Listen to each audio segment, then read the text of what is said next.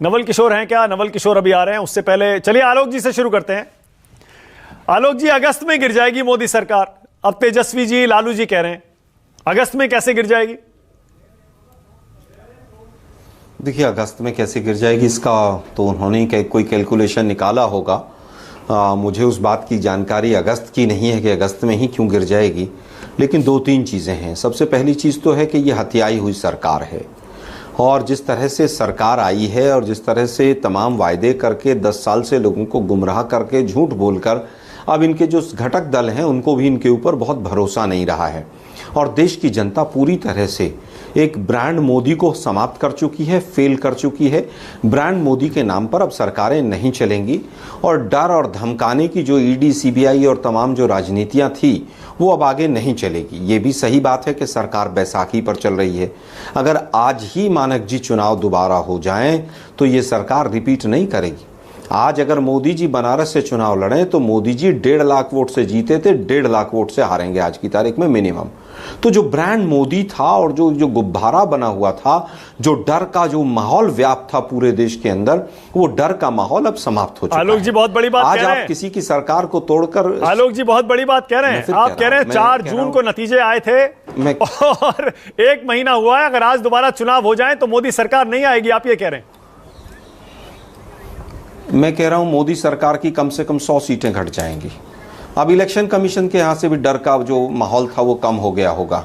Election commission ने जिस तरह से और डीएम और एसपीज ने जिस तरह से जो 1000 वोट से 2000 वोटों से सीटें जीती हैं, वो सब समझ सकते हैं आपके क्या हुआ होगा वहाँ पर।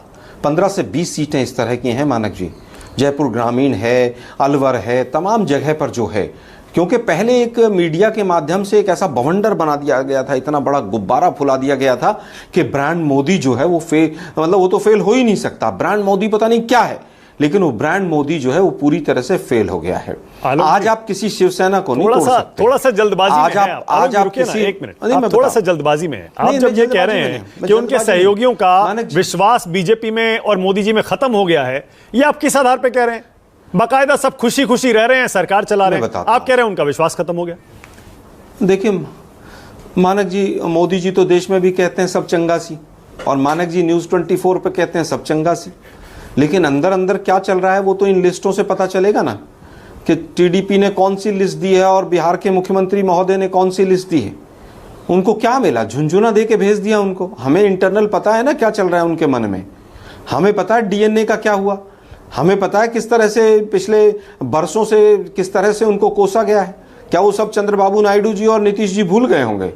नीतीश जी ने जो बोरे भर भर के वो बालों के भेजे थे, डीएनए पता कर लीजिए बिहार का क्या डीएनए होता है, वो भूल गए होंगे क्या? उनके ऊपर कौन सी तलवार लटकी, क्या हुआ, मैं उस पर आज नहीं जाना चाहता हूं, वो आज समय नहीं है। लेकिन मैं केवल ये जानना चाहता हूं कि बिहार को नीतीश जी की अंतरात्मा कभी तो जागेगी कि रोज जो है पुल बहे चले जा रहे हैं और बीजेपी माल खाए चली जा रही है। आप देखिए किस तरह से नीतीश जी को कौन कौन से वायदे किए गए।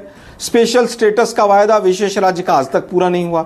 80 लाख करोड़ दे दूं भाइयों बहनों मित्रों, 90 लाख दे दूं, 1 लाख करोड़ दे दूं। पटना यूनिवर्सिटी को एक सेंट्रल यूनिवर्सिटी का दर्जा नहीं दिया गया, one of the oldest universities है। आलोक जी 65% वाले शेड्यूल में, जो 9th शेड्यूल वाली बात है, 1 मिनट अंतिम बात कह रहा हूं, जो 9th शेड्यूल वाली बात है, हाई कोर्ट ने एक फैसला दिया, उसको गिरा दिया। आज हुए 15 से 20 दिन हो गए। क्या केंद्र सरकार उसके एवज में सुप्रीम कोर्ट जाएगी? क्या नीतीश सरकार उसके एवज में सुप्रीम कोर्ट जाएगी? अभी तक तो गए नहीं। अभी तक अगर नहीं गए हैं, आलोक जी आपने बड़ी एक और दिलचस्प बात कही, तो बिहार आपने एक और दिलचस्प बात कही। आपने कहा कि इंटरनली एनडीए में क्या चल रहा है इसकी जानकारी आपको है, तो थोड़ा हमें भी बता दीजिए क्या चल रहा है। इसका मतलब तेजस्वी जी जो कह रहे हैं अगस्त में गिरने वाली है, लालू जी कह रहे हैं अगस्त में सरकार गिर जाएगी, ये उसी इंटरनल रिपोर्ट के आधार पर ही होगा? जरा बताइए क्या चल रहा है एनडीए में अंदर। देखिए, मैं समझता हूं कि एनडीए के अंदर जिस तरह से पहले तमाम घटक दलों की पार्टियों को समाप्त कर दिया गया, आप कह रहे हैं प्राथमिकता की बात, आंध्रा को प्राथमिकता मिल जाए। अरे आज की हालत यह है कि महाराष्ट्र में इनकी सरकार है, भाई महाराष्ट्र से उद्योगों को उठा के गुजरात में शिफ्ट कर देते हैं, तो आंध्रा कौन सी प्राथमिकता की बात कर रहा है? अपनी पार्टी को बचा लें ये दोनों दल, इतना ही बहुत है। अभी तो ये दोनों लोग डरे हुए हैं कि हमारी पार्टी को ना तोड़ ले जाएं कहीं। एक मिनिस्ट्री नहीं दी इनको, डिप्टी स्पीकर का कोई वायदा नहीं, स्पीकर की पोस्ट नहीं दी। मुझे नहीं लगता है कि कहीं पर भी कोई, मोदी जी तो खुद कहते हैं ना व्यापारी हूं, गुजराती व्यापारी हूं मैं, वो देना थोड़ी जानते हो, लेना जानते हैं। आप ज्यादती वो तो करते हैं, जनता से भी, जेब आलोक से जी, भी आप निकाल ज्यादती रहे हैं। करते हैं। आप ज्यादती ऐसे करते बताइए। हैं, बताता हूं कैसे। जब बीआरएस के 6 एमएलसी आपके तेलंगाना में कांग्रेस पार्टी में शामिल हो जाते हैं, तब वो पार्टी तोड़ना नहीं कहलाता है। राजस्थान में बीएसपी के 6 एमएलए आप तोड़ के ले जाते हैं, वो पार्टी तोड़ना नहीं कहलाता है। आप बीजेपी को पार्टी तोड़ने वाला पार्टी कहते हैं, क्यों भाई? देखिए, हमने किसी की पार्टी को तोड़कर अपनी सरकार बनाई हो तो एक एग्जाम्पल दे दो मुझे। बीएसपी के 6 लोग थे और वो लास्ट तक भी उनके ऊपर वो कांग्रेस में हैं कि नहीं हैं, सुप्रीम कोर्ट में, हाई कोर्ट में केस यहां वहां चलता रहा। लेकिन सुप्रीम कोर्ट की फटकार के बाद भी महाराष्ट्र के स्पीकर ने कोई एक्शन नहीं लिया। ये तो पूरे देश ने देखा था। हाँ। 1 साल 1.5 साल तक क्या हुआ? वो 3 दिन पहले वो कहते थे naturally corrupt party NCP 71,000 crore का घोटाला करने वाले हैं, और फिर 3 दिन बाद उन्हीं के साथ सरकार बना दी।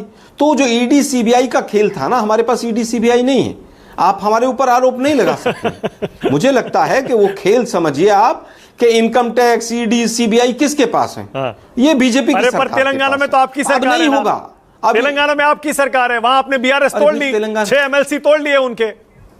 मैं कह रहा हूं ईडी सीबीआई इनकम टैक्स हमारे अधीन नहीं है तेलंगाना की सरकार के, और हम उनके खिलाफ कोई केस नहीं किया हमने।